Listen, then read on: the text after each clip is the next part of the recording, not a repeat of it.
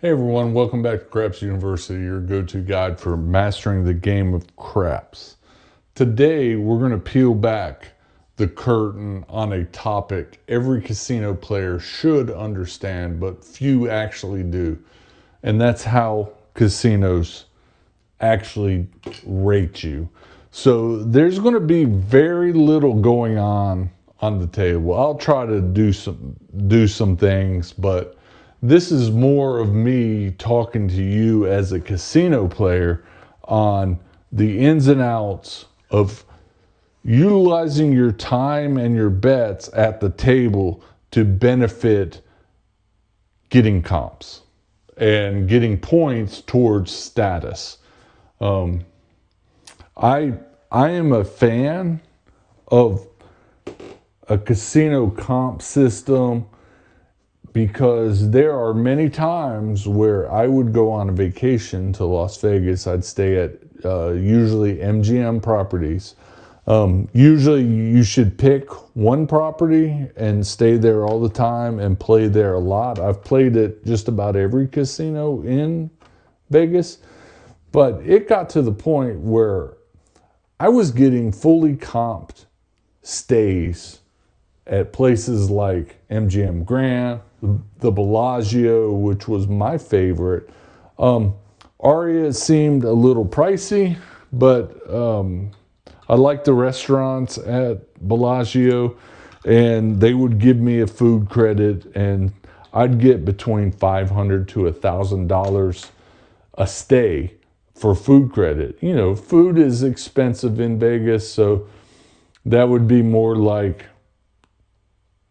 $300 to $500 if I was going out here locally, where I live.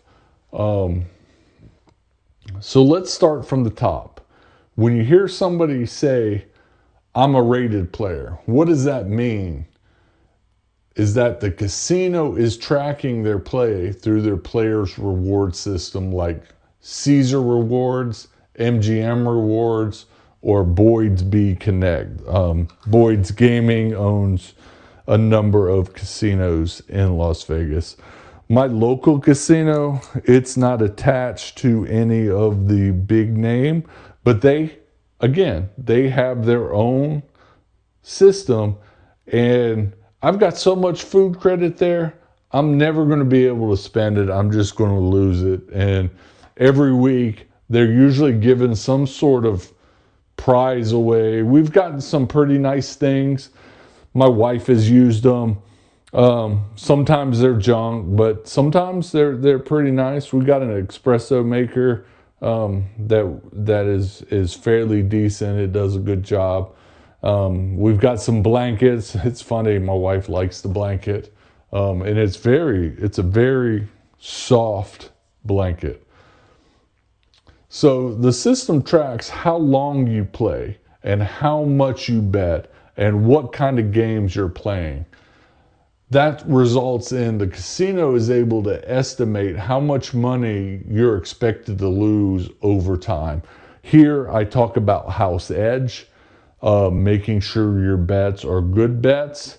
And that's part of the comp strategy as well. We haven't really talked about certain strategies that are kind of comp collector. We'll get into that. Those are a little bit more advanced, but I am very big in taking risk with the lowest house edge and playing over time, because it's hard for them to say, okay, this guy is only playing the pass line and the 6 and 8, okay?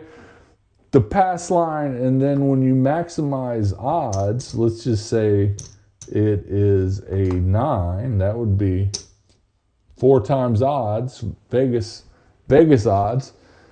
They're not writing down each individual bet. They have probably some sort of average, and right now I got 60, 160, 185 on the table, and that's a bet for the entire.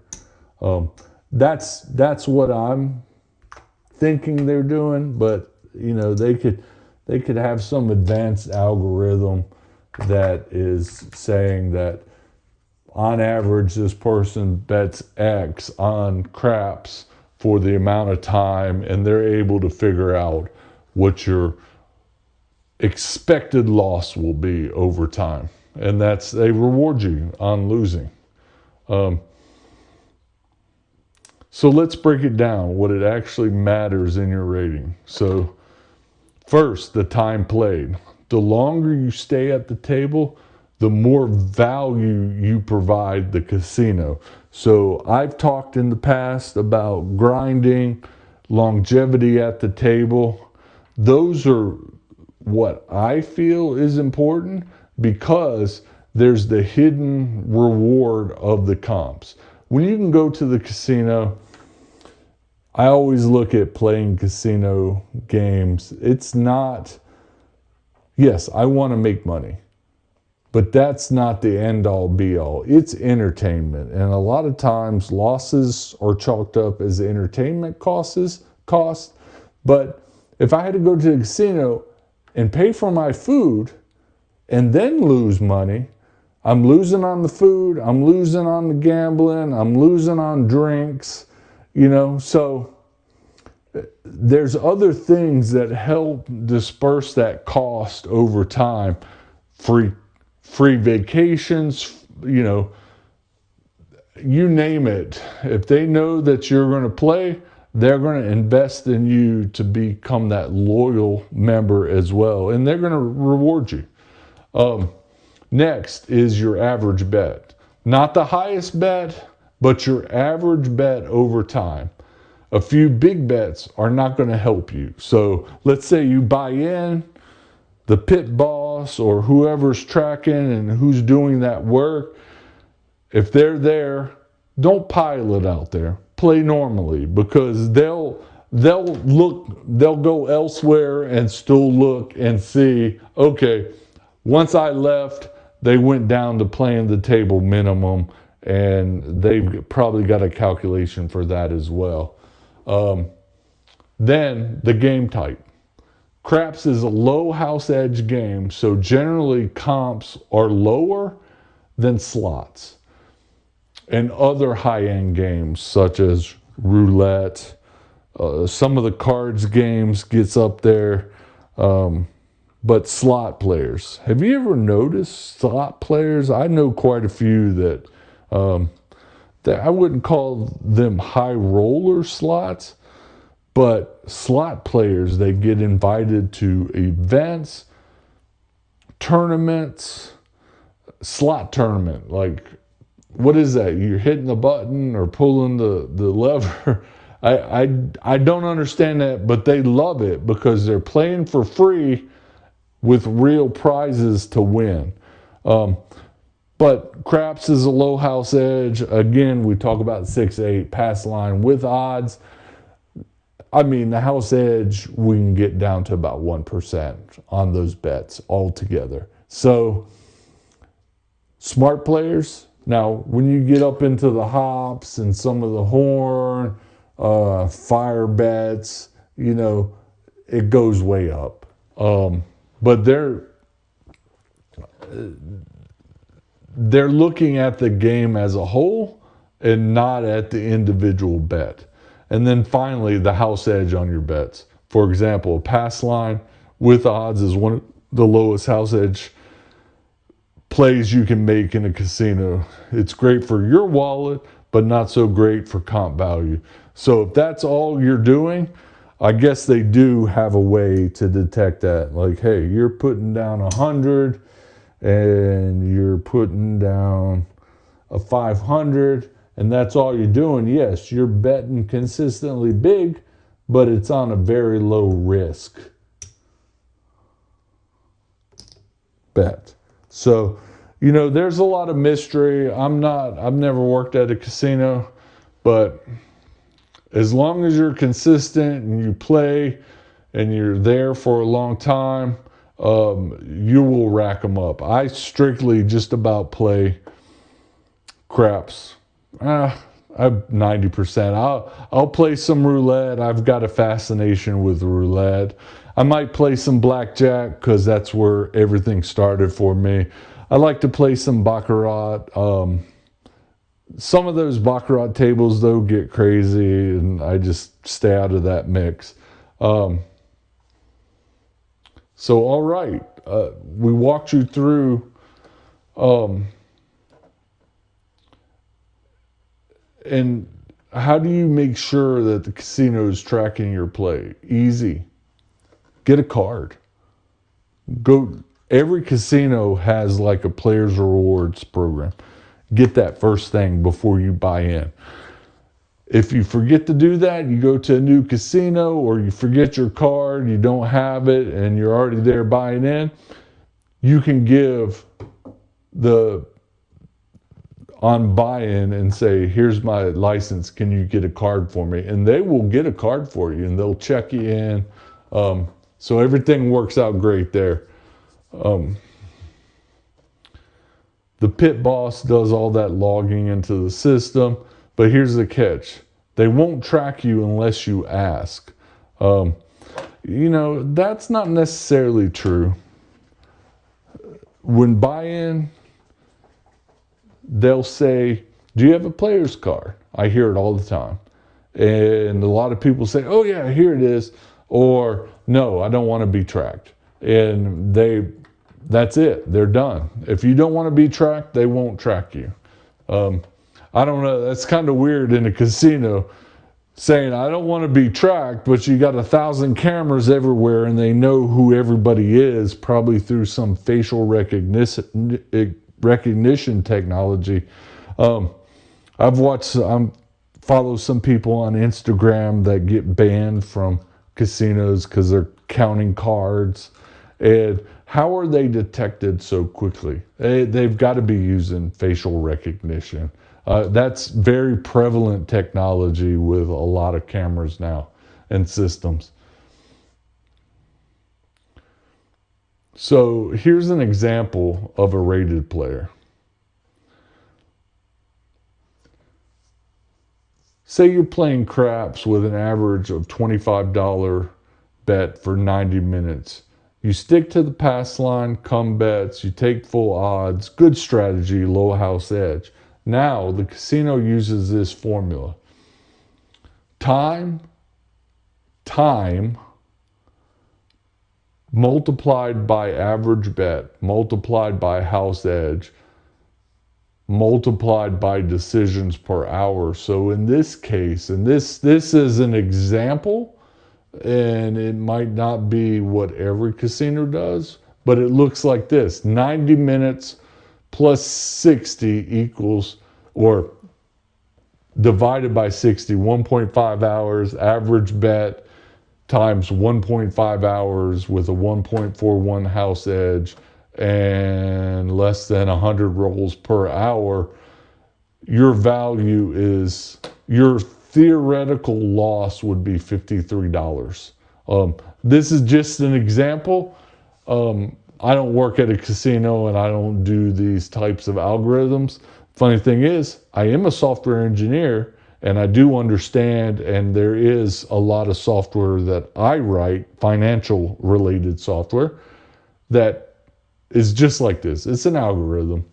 And it works for just about everything. They know the house edge on slots, so slots are very easy. You put your card in, it knows how much you're betting. It's very accurate. And once again, the slot players are the ones that are getting heavily comped because the house edge is much higher than 1.41%. Casinos typically return 20 to 40% of that comp value. So you might get $25 buffet, you might get room credit, free play, just from that one session. So my wife and I used to always go to Las Vegas, and it wouldn't be a full gambling fest the entire time, but we'd go 7 to 10 days. People were like, you guys are crazy. Maybe just a little bit, but we'd go out. We went to Death Valley. We go around to the parks. We drove to Reno. One time we drove in from Salt Lake City, and it's just beautiful part of the country. I live on the East Coast. Everything's trees, a lot of trees in the summertime. And I like the desert, so we spent a lot of time. One time we went to Palm Springs from LA, and we drove from Palm Springs to Las Vegas. And the interesting thing there is, I believe we drove across a fault line. I'm digressing now, I know I'm rambling, but the roads were, you could see where they had shifted over time. So it's just very interesting. But those were all things that were powered by comps. For me, I'd call up the casino, a casino host. Usually I'd have one assigned to me, and I'd say, hey, I'm coming in between this and this. What can you do for me? And they'd usually get me some sort of a mini suite. It was nice. I mean, one time we got a really nice suite during Christmas. We liked going during Christmas. Vegas is just decorated really nice. So here's what you can do to maximize your comps without upping your risk. Stick to the same table game for long sessions. Don't hop in and out. Stay there. Play. A minimum for me, 4 hours. That might be too much. I don't know if it's the focus that I have. It might be the computer programming, why I did well in that, because I could focus on building software for a task that was set in front of me. And sometimes you're doing that for a week straight, 8 hours a day, sometimes 12. Make sure you're consistently betting. Don't go up and down and try to act like, oh, I'm gaming the comp system. No, they know. They know exactly. When you play craps, play low house edge bets, like the pass line with odds or the don't pass. Avoid proposition bets unless it's part of your strategy. We've talked about hot bets. We walked through an example. Hot bets are interesting, but there's a strategy about the hot bets. But high risk, high reward, high risk, high loss. So if you're looking for comps, grind it out. Pass line, 6-8, don't pass, possibly a come bet. Be friendly with the dealers and pit bosses. They can round your average bet up when logging your info. So be a very polite person.